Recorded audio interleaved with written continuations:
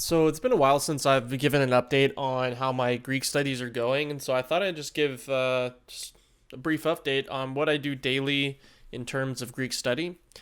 So I had 5 Audible credits, and I picked up Pimsleur, at least the first, I think it's 25 units. That's about half of the units that they have for Greek on Audible, I believe. That may be wrong, but that's how much I saw. Anyway, I have the first 25 units, and I'm working through those about 30 minutes a day at this point. So I do that during my nightly walk. I walk an hour, and on 30 minutes I do the Pimsleur, and then 30 minutes I listen to the to Calvin's Institutes. So during the day, I try to get through one chapter of John every day, even though I don't understand every word, but I try to just read through it out loud.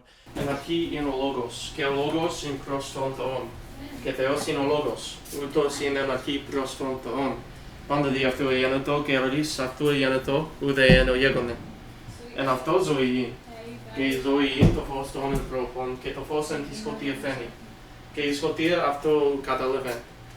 And I actually will walk back and forth across my living room to while I'm reading, because apparently that's just like a language learning tip that I found on a YouTube video, and I'm using it. And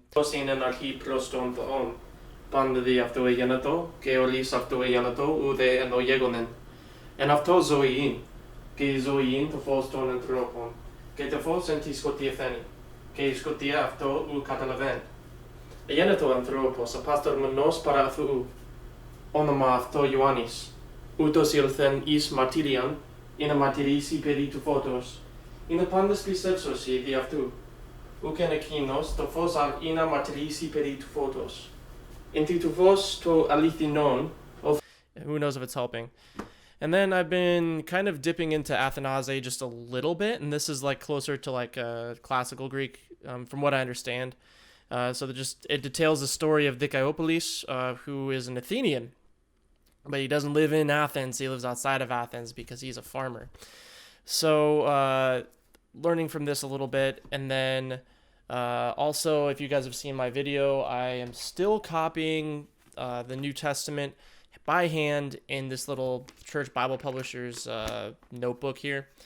And then other than that, Dane and myself, and we do conversational Koine. So just basically very basic stuff, just posechis, how are you doing?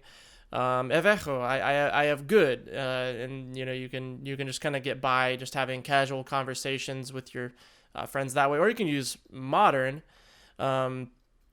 And so my wife is actually learning from Duolingo, and so we're going to start having just basic conversations in Greek at home.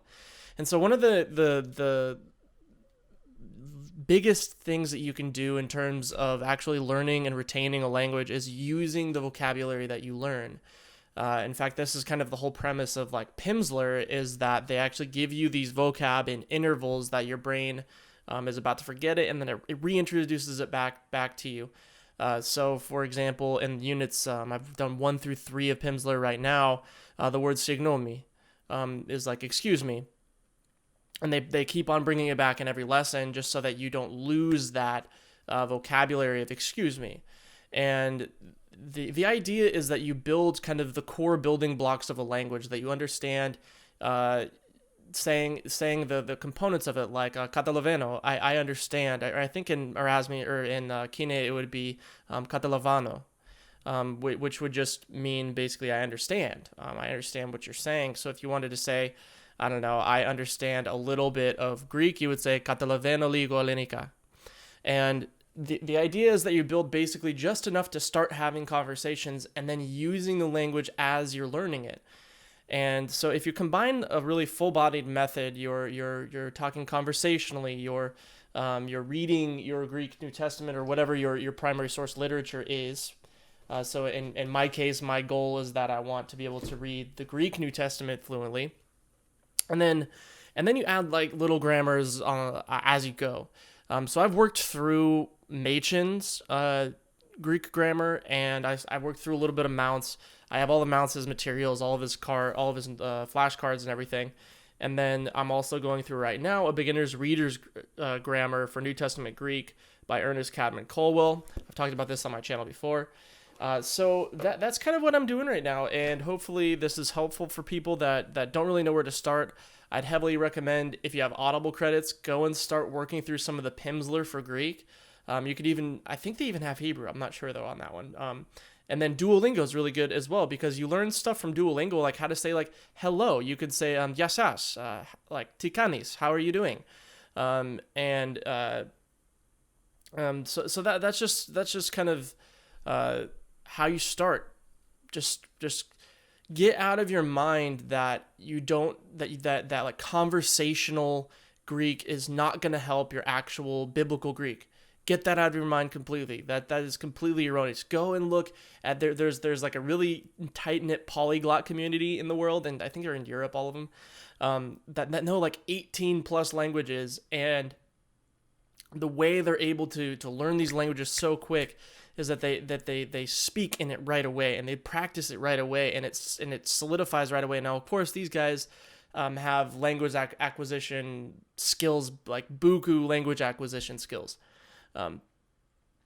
But regardless, you're not too far gone to learn Greek. Just I think a lot of people get discouraged by the textbook grammar method, and it really weighs them down. So that's what I'm doing, going through my Greek New Testament, going through Athanase, handwriting the Greek New Testament, probably 5 to 10 verses a day if I get that much time. I'm always working through just a basic Greek grammar also, and then Pimsleur, Duolingo, and casual conversation. Right now I'm putting anywhere between 30 minutes to an hour a day in Greek, just because I get a little bit of brain fatigue. But that's kind of where I am right now. So hopefully that has been helpful. Thank you for watching. Evcharisto, and we'll see you next time. Adiosas.